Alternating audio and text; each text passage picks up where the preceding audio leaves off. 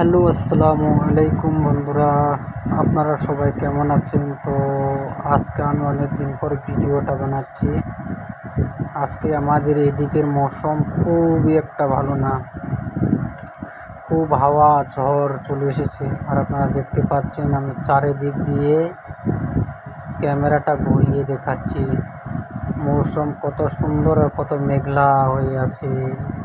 আর শহরটা দেখুন, একদম বিলকুল অলগ লাগতেছে। তো আপনারা দেখুন কত সুন্দর লাগছে আর সুন্দর একটা হাওয়া বইতেছে।